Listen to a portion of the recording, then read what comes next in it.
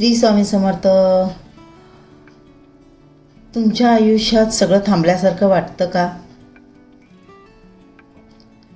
खूप प्रयत्न करून काहीच मिळत नाही असं वाटतं का?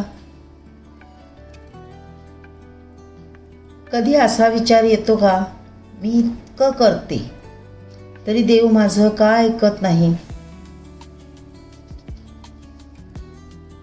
जर असं वाटत असेल तर हा व्हिडिओ शेवटपर्यंत नक्की पहा, कारण आज तुम्हाला तुमच्या प्रश्नांची उत्तरं मिळणार आहे. श्री स्वामी समर्थ. श्री स्वामी समर्थ म्हणतात, ज्याच्या मनात विश्वास आणि संयम असतो त्याला यश उशिरा का होईना पण नक्की मिळतं.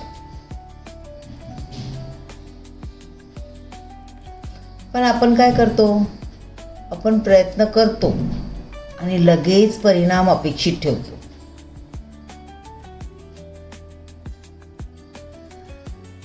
आणि जेव्हा ते नाही मिळत तेव्हा आपण निराश होतो आणि देवाला दोष देत बसतो. ह्याच्या पुढे मी पूजाच करणार नाही, मी असंच करणार तसंच करणार असं आपण रागाच्या भरात बोलतो. तसंच काहीसं आजची ही कथा आहे. आजची ही कथा तुमचा विचार बदलू शकते. तुमच्या काही प्रश्नांची उत्तरं त्यात मिळू शकतात. त्यामुळे आजची ही कथा नक्की बघा. कुठेही स्क्रोल करू नका. श्री स्वामी समर्थ. एका गावात एक शेतकरी राहत होता. तो खूप मेहनती होता, प्रामाणिकही होता आणि देवावर विश्वास ठेवणारा होता. तो दिवस रात्र मेहनत करायचा, पण प्रत्येक वेळी त्याचं पीक नष्ट व्हायची. कधी खूप पाऊस पडल तर कधी अजिबातच पाऊस नाही, कधी कीड लागून, असं काही ना काही कारणाने त्याच्या पिकाची नाशाडी होत होती. आणि हळूहळू त्याचा विश्वास डळमळायला लागला.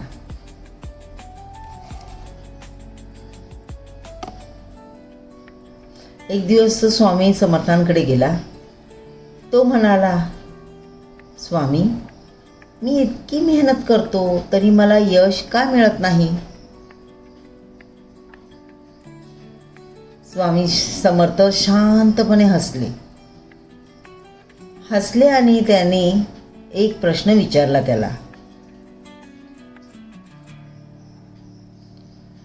तू बी लावतोस ना, बी पेरतोस ना शेतामध्ये?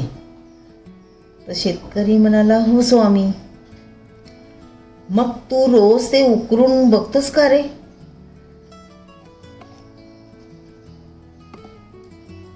नाही स्वामी, असं केलं तर ते बी खराब होईल ना.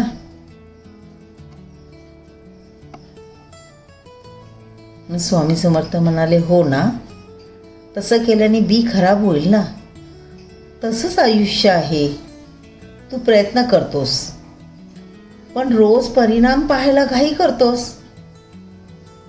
म्हणूनच तुझा विश्वास कमी होतो. बीला उगवायला वेळ लागतो, तसंच यशालाही वेळ लागतो.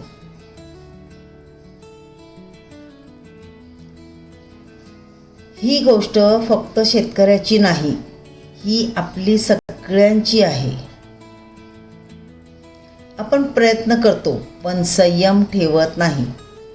आपण विश्वास ठेवतो पण मध्येच शंका येते, हे होईल की नाही, आणि नाहीच झालं तर कसं, कधी, हे अनेक प्रश्न आपल्या मनात उभे राहतात. मग तिथे आपला विश्वास डळमळला समजायचा. लहान मूल माहिती आहे ना, आईचा हात धरून चालत असतं, कारण त्याला विश्वास असतं, बाबाच्या खांद्यावर जरी मी बसलोय ना तरी बाबा मला पडायला देणार नाही. ह्या मोठ्या विश्वासाने तो बाबांच्या खांद्यावर बसलेला असतो. मग तुम्ही स्वामींचा हात धरलाय ना, मग विश्वासही ठेवा. कारण लक्षात ठेवा, प्रत्येक गोष्टीची योग्य वेळ असते. आज ना उद्या आपल्या कामाला यश नक्की मिळणार.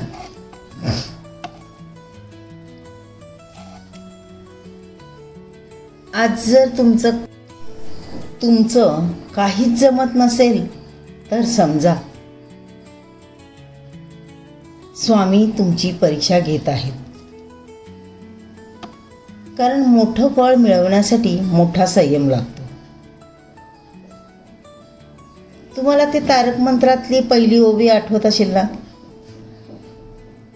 निशंक होई रे मना, निर्भय होई रे मना, प्रचंड स्वामी बळपाठीशी नित्य आहे रे मना, अथर्क्य अवधूत हे स्मर्थगामी, अशक्य ही शक्य करतील स्वामी, जिथे स्वामी चरण तिथे न्यून काय, स्वये भक्त प्रारब्ध घडवी ही माय, आज्ञे विना काळ नाने त्याला, परलोकीही ना भीती तयाला.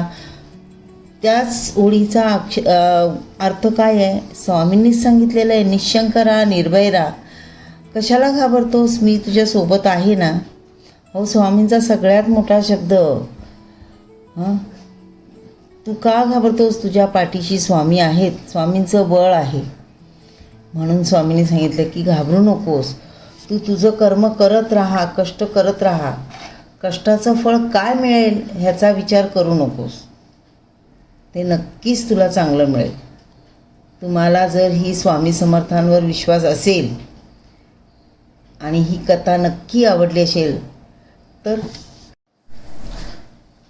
कमेंट्स करा, जय श्री स्वामी समर्थ, आणि हा व्हिडिओ शेअर करा. कारण कदाचित कोणीतरी आज हार मानणारा आहे आणि हा व्हिडिओ त्याला थांबवू शकतो. त्याच्यासाठी हा व्हिडिओ नक्की शेअर करा. श्री स्वामी समर्थ. जय जय स्वामी समर्थ.